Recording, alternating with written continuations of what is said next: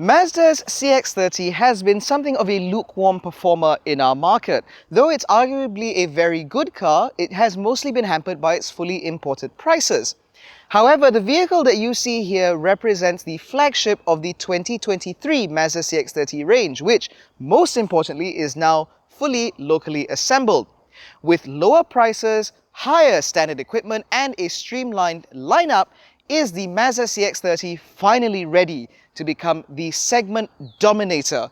Or will it continue to be overlooked and overshadowed by slightly more affordable, more mainstream options? Before we find out, be sure to hit subscribe and hit the bell to be notified every time we make a new upload. But ladies and gentlemen, this is our review of the 2023 Mazda CX-30.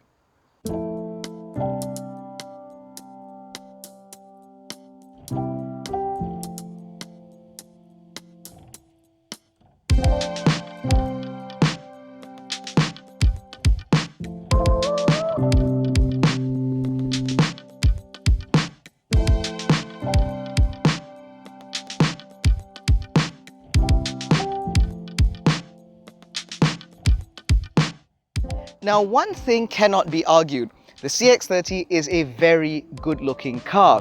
Admittedly, when it first launched, I had my doubts, especially with regards to this very prominent body cladding, but over time, it's kind of grown on me. And at the front, you will find Mazda's signature corporate face, where you have a very large grille framed by this incredibly thick, shiny chrome bar, which also links the two full LED headlights. Now, on this particular model, which is the High Plus Premium, you actually get adaptive high beam, which means it has a matrix system which helps to dip the beam wherever there are cars and high beam it whenever there are not. You also get indicators down there on the bumper which double up as LED positioning lights, but it's worth bearing in mind that the LED positioning lights are standard. Lower down in the range, you do get halogen bulbs up here for the positioning lights, and the headlights remain LED.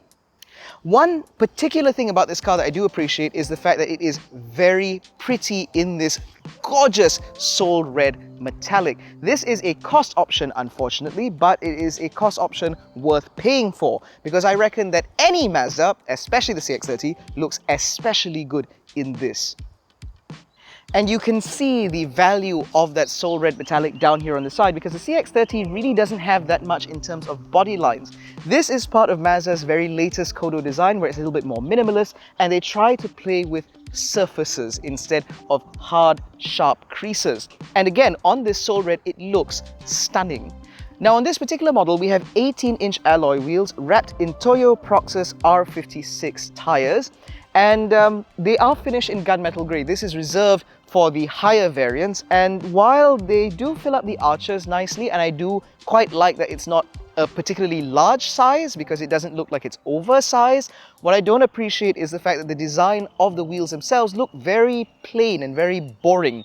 I feel that Mazda is capable of doing better, and I would have liked to have seen a little bit of more bold character in the alloy wheel design. I do appreciate the little bit of chrome that goes underneath the windows, because I do think it makes the side of this car look a little bit more premium. But the rear certainly requires no help, because again, all of that surface play makes for a very complex looking rear end, which I think looks really nice. Now, on this particular model, again, we get the LED illumination, the signature LED illumination at the rear, which means you have a very nice positioning light that stretches towards the center, replete with a little ring that goes around the side. You also get LED indicators, replete with a signature Mazda heartbeat. Now, apparently that was designed to mimic a heartbeat. I just think that Mazda is being pedantic. But I do appreciate that there are some unique touches. Now, the rear of the car, aside from the very prominent cladding, is otherwise relatively unremarkable, because back here you only have the Skyactiv G nomenclature on that side to let you know which engine you've got, but we'll touch on that in a second. Now, behind this boot lid, you will find a pretty decent amount of space. Now, as we're coming up on the festive seasons, as you can see, we have a couple of hampers. These are ours. And as you can see, there is plenty of room for 4 or maybe even 5 passengers worth of luggage in here. And of course, because it is a Mazda, you get the standard Mazda coil matting. Now, underneath that coil mat, you will find a space saver alloy wheel. That said, however, Mazda does offer roadside assistance for its customers, which means the likelihood of you having to use that is relatively low. But at least it is there should you be out touring or enjoying a nice trip. and you stumble across a flat tire and you need to sort it out quickly by the side of the road before things get worse. Now, what's very clear is that the CX-30 does offer enough in the way of practicality as well as on-road presence. The question is, does it continue to reward cabin passengers? And at first glance, it does, because for starters, it certainly looks very stylish in here, as evident by the built-in sunglasses holder, which I certainly always appreciate. Mazdas are famous for excellent build quality, and that certainly extends into the cabin, because everything in here not only is very plush and very soft, almost all the materials I'm touching in here is some variety of soft touch, but also nothing in here moves and nothing in here rattles. It feels like it's been properly screwed together. The same can be said of all of the switchgear, from the physical HVAC controls, I certainly appreciate very much, to the buttons up here on the steering wheel. Even the MZD Connect controller down here feels nice and reassuringly well built. And the other reassurance obviously comes from the technology, because in this particular model, we do get the full suite of active safety systems displayed on the semi-digital instrument cluster up ahead. You get a couple of physical dials on either side, but you get the digital screen in the middle, which displays all the relevant information with excellent graphics and excellent refresh rates. The same can be said of the MZD Connect system itself, which is now in its, second, third generation? I can't remember, but as far as I'm concerned, it continues to be one of the best executed infotainment systems on the mass market. What I certainly do appreciate is the fact that while the screen is very far away, it is very nicely in my line of sight, which means that if I'm driving, I don't have to refocus my eyes in order to get whatever information is up here. This is especially useful in this High Plus Premium model, where you get a heads-up display, a fully digital heads-up display up ahead, which displays all your relevant information right in your sight line. Now, in terms of operations, like I said, all the switchgear in here do feel very nice, but there are some very unique Mazda things. So for example, this digital instrument cluster is not as customizable as one might expect from a digital instrument cluster, because Mazda believes that drivers should not be overloaded or overburdened with too much information or too many options. That slightly weird thinking also extends the infotainment system, but for the infotainment system, it means that all systems are easily accessed with only 2 or 3 button pushes required in order to reach the desired feature that you're looking for. And of course, this extends to the fact that we have, like I said, physical AC controls down here, because you shouldn't have to faff with the infotainment system in order to adjust something like your temperature or your fan speed. Do you hear that, BMW? Now, as far as I'm concerned, this is a very nice place to be on the inside, at least for front passengers, because these seats are very comfortable. I have an electric driver's seat on this side. There is plenty of space for things. You get a couple of cup holders here and a very nicely covered little bit here with this material that's made to look like carbon fiber but isn't.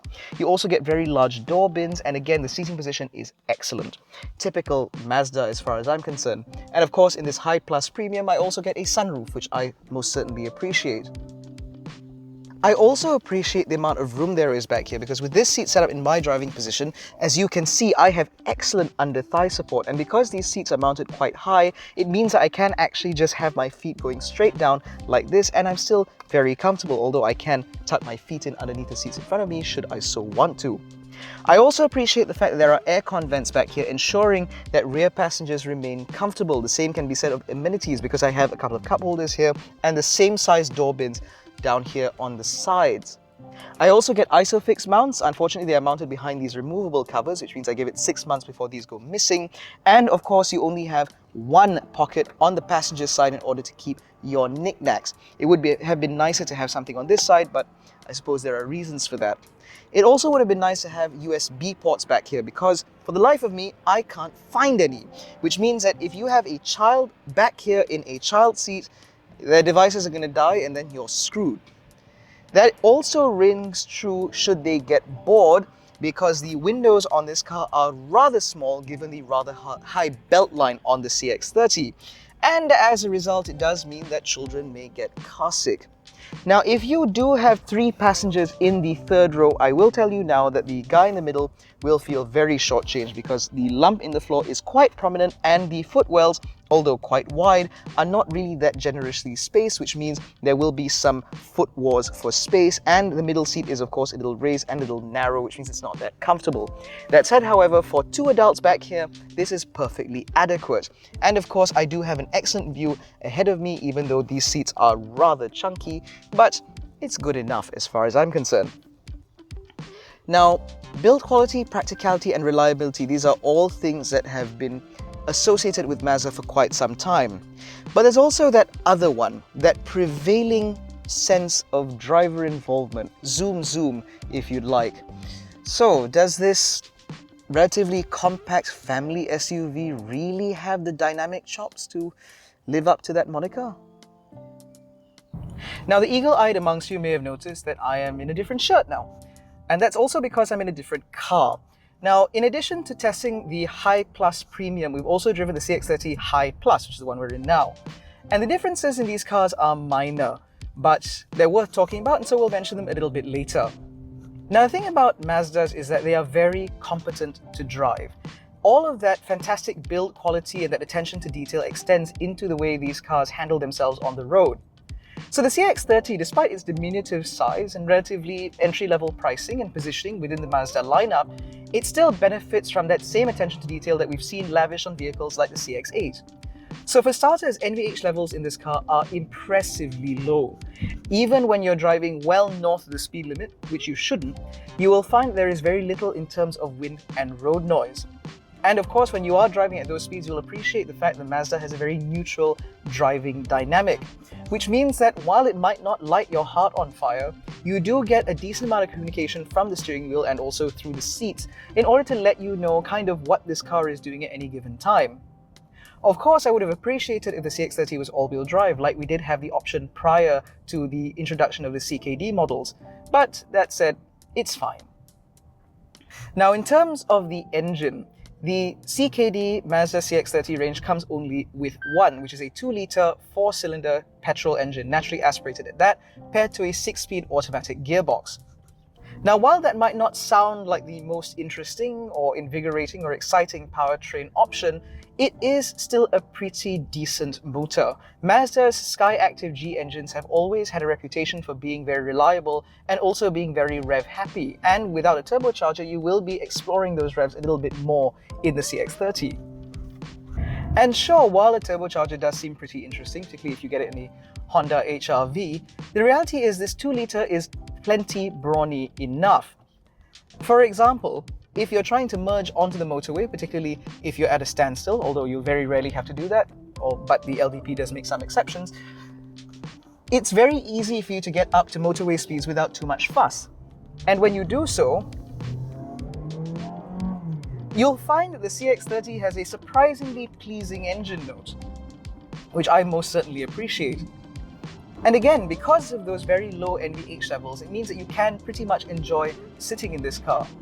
Now, the High Plus and High Plus Premiums also benefit from adaptive cruise control replete with stop-and-go functionality. I mention this because this lovely interior will mostly see use in town. And when you're in town, where you'll be able to appreciate the sumptuousness and relative premium positioning of this cabin, that's where you'll also be able to appreciate the Level 2 semi-autonomy. You have blind spot monitoring, AEB, rear cross traffic alert, and all-round parking sensors. But of course, the High Plus Premium also benefits from a 360-degree camera. It also gets lane centering assist, which is essentially the system that allows these vehicles to come with full Level 2 semi-autonomy, as they're able to steer themselves to stay in the middle of the lane at any given time. The High Plus doesn't get that. Not that that's too big of a deal, because you still get lane keep assist, which prevents you from drifting out of your lane and warns you in case you do. So it's not exactly bad news. And of course, you do also lose the sunroof in the High Plus versus the High Plus Premium. Now, a lot of people during the launch did say that they appreciated the fact that they have the option about whether or not they want the sunroof. And so I think BERMAZ has done a pretty good job at picking out and speccing out the variants for the CX-30. Now, given the fact the CX-30 seems to have a very comprehensive powertrain and safety suite and so on, it does mean that this will most likely be a car of choice for a lot of young families, particularly those with children under the age of 7, given this car's rear accommodations. And to that end, it is a pretty easy car to recommend. Yes, the CX-30 is a bit on the expensive side, with the High Plus Premium going north of 160,000 ringgit. But that said, they do offer excellent value. And it's very rare that we're able to use the terms Mazda and value in the same sentence because, well, they do position themselves rather on the premium end of the scale. That said, the CX-30 offers a lot for the money. And in terms of other competitors out there, sure, you have the hybrid and turbocharged Honda HR-V. You also have the slightly more traditional Toyota Corolla Cross, as well as the slightly more exciting Proton X50. But one of the things that the Mazda CX-30 has in advantage of those cars is mechanical simplicity paired with robust reliability. The Corolla Cross, one may argue, offers the same, but it also comes with a much more traditionalist, much more rudimentary cabin. And so if you're looking for something with a little bit more flair and verve, the Corolla Cross is unlikely to appeal to you. But the CX-30 has a very broad appeal as a result of its very intelligent packaging. Because if you're looking for a compact crossover within this segment and you want something that feels premium and upmarket, the CX-30 is very, very hard to beat. And on top of that, if you're the kind of person that wants a little bit more verve and spirit from your drive, then again, the CX-30 does come out on top. But if you're looking for a bit more European flair, we would recommend looking at the Peugeot 2008. Because although that car is slightly smaller and it doesn't come with adaptive cruise control, we believe that that remains the best B segment contender out there. And the CX-30 is ultimately a B plus contender, not quite a C like the CX-5. And of course, if you're looking for the best in terms of overall fuel consumption, then naturally your mind will gravitate towards the Honda HR-V HEV or hybrid RS model, or alternatively even the Toyota Corolla Cross Hybrid, because both of those cars do incredibly well in terms of fuel economy. But if you want something that you can rely on, and one that will be able to provide a truly premium experience, both in terms of driving and passenger experience, as well as even after-sales experience, then the Mazda CX-30 is very hard to beat. This is a fantastic car. It's something that was panned rather unfairly upon arrival because it was fully imported, but now that it's locally assembled and more competitively priced, it becomes something of a no-brainer choice. I would easily recommend this to someone looking for something within this segment that wants something with more flair, because that's exactly what this car has in droves, flair, and it comes with no compromise. In any case, that's been our review of the 2023 Mazda CX-30 CKD. If you enjoyed this video, please give it a thumbs up, subscribe to the channel, hit the little bell icon so you're notified every time we make a new upload. Don't forget to follow us on Facebook, Twitter, and Instagram. All the links are in the description below. Thank you so much for watching. We'll catch you in the next one. Thank you very much for getting us to this point, and stay safe.